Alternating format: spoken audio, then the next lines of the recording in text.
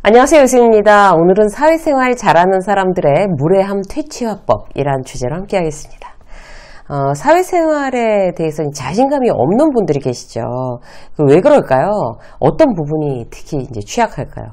보통 이제 마음이 약한 어떤 분들, 남들한테 이제 잘 상처받는 그런 사람들이 이렇게 그렇고, 또 말이 이게 서투른 유형, 이게 비즈니스 커뮤니케이션이 잘 안 되는 그런 유형들 있잖아요. 사람들을 만나서 특히 이제 직장이나 어떤 뭐 일반 어떤 커뮤니티나 비즈니스로 만난 거래처 이런 분들한테 어떤 상황에서 어떻게 말해야 될지 모르겠다. 이래서 이제 그게 서투름에 뭔가 삐걱대고 오해가 생기기도 하고 결국 이제 막 문제로 발전하는 경우, 아, 나는 사회성이 참 없구나, 이렇게 느낄 수 있습니다. 구독자들께서 이제 메일이나 또 이제 기업 강의 가면 거기서 이제 얼굴 보고서 질문, 이제 많이 받는 질문 중에 나는 사회성이 참 떨어져서 사회생활을 잘 못하고 있다라고 생각하는 그런 고민을 갖고 있는 분들이 많아요. 오늘은 이제 그분들께 공통적으로 드리는 어떤 이제 사회생활을 좀 이렇게 마음 튼튼하게 잘할 수 있는 기본 대화법에 대해서 꿀팁을 드리도록 할 건데요. 특히 예의 없고 그야말로 이제 무례한 사람들 때문에 스트레스 이제 막 받는 경우 있잖아요. 어떻게 해야 내가 그 스트레스 없이 그 사람들의 그 무례함을 반복하지 못하게 할 거냐, 나 스스로 어떻게 보호할 거냐, 이 부분에 대해서 몇 가지 이제 그 대화법을 함께 나눠보도록 하겠습니다.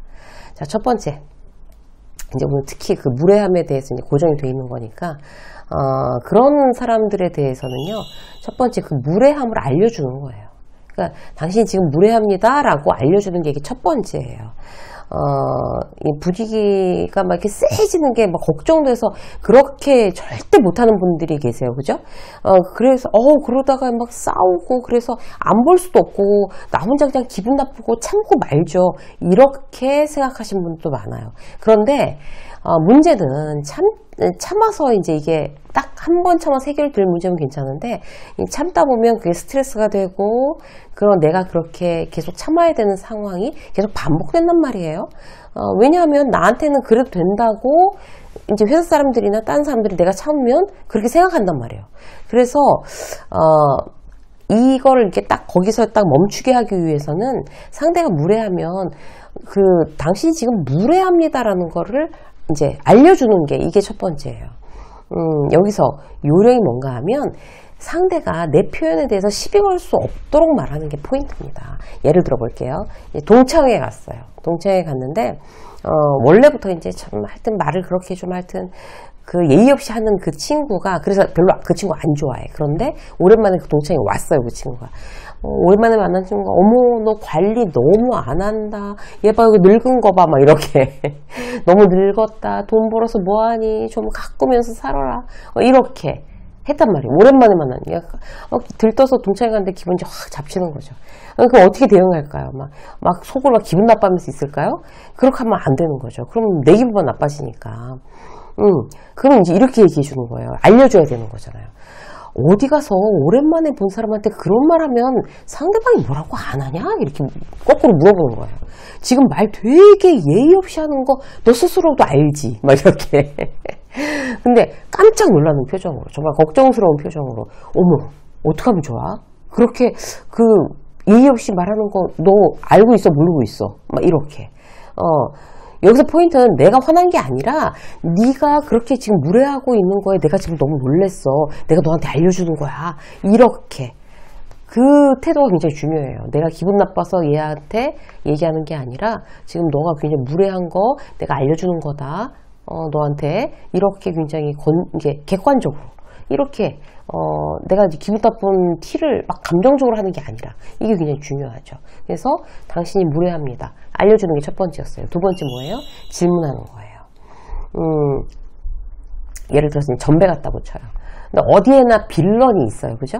그러니까 이건 실화예요. 제가 후배한테 얘기를 들었는데, 후배가 이직했더니 환영회에서 그렇게 깐죽거리더래요. 그 선배라는 사람이. 그러니까 그 회사의 빌런이었던 거죠. 결혼했어요? 근데 저희 후배가 결혼 안 했거든요. 그러니까 왜 안 했어요? 알 것 같다. 너무 이렇게 세 보인다고 슬슬 피해요, 사람들이. 막 이런 거 있잖아요. 처음 보는 그 직원한테. 그래서 그 친구, 저희 후배는 그냥 뭐, 그냥 이렇게 웃으면서 이렇게 우야무야 넘어갔는데, 계속 그 빌런 때문에 열받아가지고, 씩씩거리면서 내내 그 회사에 가면 그 빌런 꼴보기 싫어갖고, 정말 그 회사 자체의 이미지가 막 나빠지는 거예요. 그럴 필요가 없다는 거죠. 얘기해줘야 되는 거죠. 자, 어떻게 해야 되겠어요? 나 기분 나쁘라고 일부러 저러는 건가? 이런 생각이 이제 든단 말이에요. 그럴 때, 내가 지금 처음 전배 와서 이렇게 그냥 저 사람한테 기분 나쁘게 맞대응을 하면 분위기가 전반적으로 다 쎄해지고, 내가 너무 예민하다거나 오버한다고 생각하지 않을까?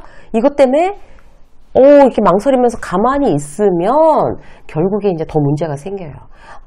사회생활 잘하는 사람들은요, 이럴 때 그냥 그런 거에 대해서 망설이다 꾹 참지 않습니다. 얘기해 주는 거죠. 걱정하지 말고 상대의 무례함에 대해서는 콕 집어서 얘기해 줘도 돼요. 그런데 감정적이지 않게. 거기서 근무하고 이겨내야 되잖아요. 그죠? 처음부터 꼭 참으면 언제까지 참겠어요? 한 5번만 참아보자, 이러겠어요? 이건 소용없어요. 계속 반복되는 거니까. 그럼 질문하는 거죠. 지금 예를 들어서 이제, 김대리라고, 김대리님 지금 저 상처 주시는 거예요? 이렇게 물어보는 거죠. 아주 담백하게. 그럼 상대가 얼마나 당황스럽겠어요. 그죠? 아니에요. 그렇지 않은데요? 그럴 리가요. 아니에요. 이제 그렇게 했다고 쳐요. 그러면 그런 의도가 아니면 보통 그런 질문 안 하지 않나요? 이게 너무나 이렇게 딱 평화로운 표정으로 물어보셔야 돼요. 근데 아니에요.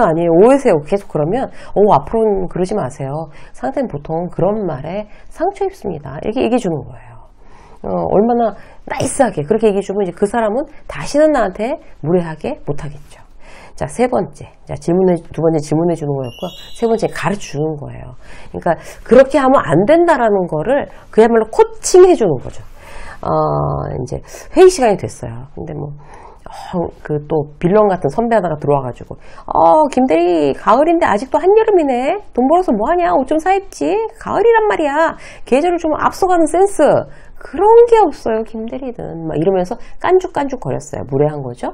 그럼 이제 딱 정색을 하는 거예요. 거기에 대해서 과장님, 이러고 말면 더 유치해요. 그죠? 정색해야죠. 내가 그 얘기에 기분 나쁘다는 걸 표현하기보다는 한 수 위의 전법을 쓰는 거예요. 딱 정색을 하고 눈 동그랗게 뜨고, 과장님, 팀원들한테도 그렇게 말씀하세요? 요즘 그런 표현 쓰시면 안 돼요. 가르쳐 주는 거예요. 걸려요, 그거. 너무 트렌드에 뒤처지신다. 이렇게. 회사에서 누구한테도 외모에 대해서 평가하는 말, 그거 요즘 난리 나요. 제대로 걸리면. 응? 이렇게 가르쳐 주는 거예요. 너 진짜 잘못하는 거야.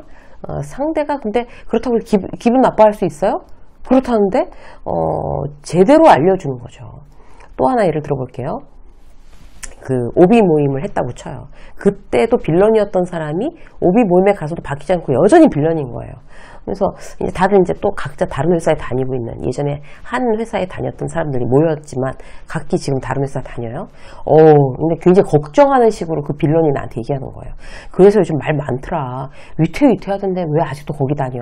내가 한번 알아봐줘? 굉장히 걱정하는 척. 이렇게 얘기를 하지만 결국은 뭐예요? 다른 사람들 다 있는 데서 지금 내 회사가 어떤 문제가 있다는 상황을 내가 원치 않게 다 알려지게 된 거예요. 그렇지 않아도 고민인데 생각해 준답시고 거기 모여있는 사람이 다 알도록 교묘하게 말한 거예요. 그죠? 이것도 무례한 거죠. 그럼 뭐라고 해야 돼요? 선배 참 안 변한다. 아직도 그렇게 다른 사람 얘기 그냥 막 생각 없이 두서없이 하고 다녀요? 그 전략 요새 안 먹혀요. 예전처럼. 되게 위험한 도발이야. 근데 이렇게 얘기해줘야 되는데 그걸 이렇게 날 선거처럼 얘기하면 분위기가 굉장히 세해지겠죠. 요령이 필요해요. 한 수 가르쳐준다는 분위기로 그야말로 알려주는 거죠. 요즘 선배 그렇지 않아요. 굉장히 위험해요. 그런 거 그러지 마세요.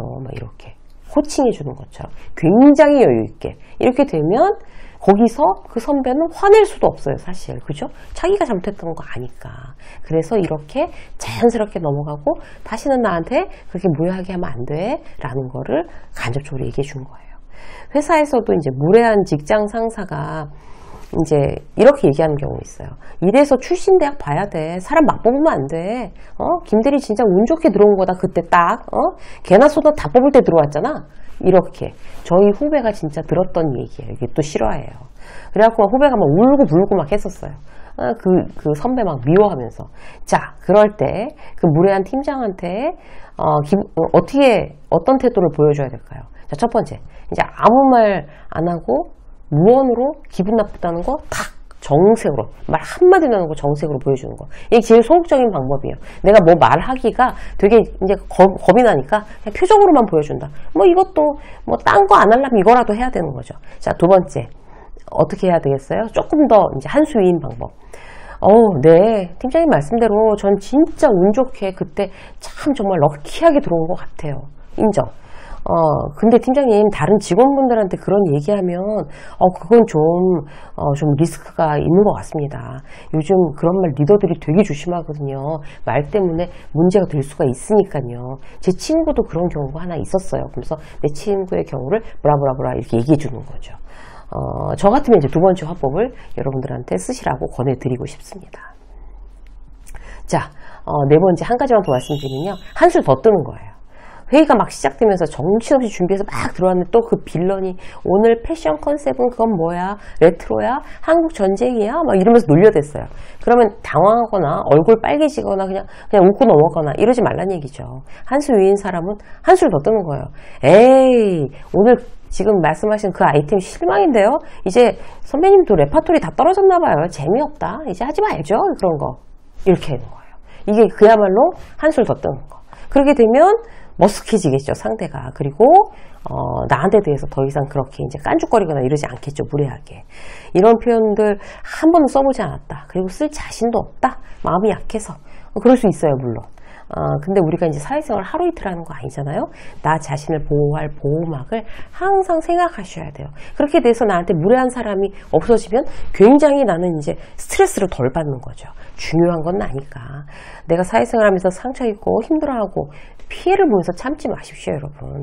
건강하게 가능한 스트레스 없이 자존감을 잘 관리하면서 살 수 있도록 오늘 말씀드린 거 혼자 거울 보고 한번 연습해 보세요. 마음이 약한 분들은 분명히 효과 있을 겁니다. 유세민 직장성 여기까지 하겠습니다. 고맙습니다.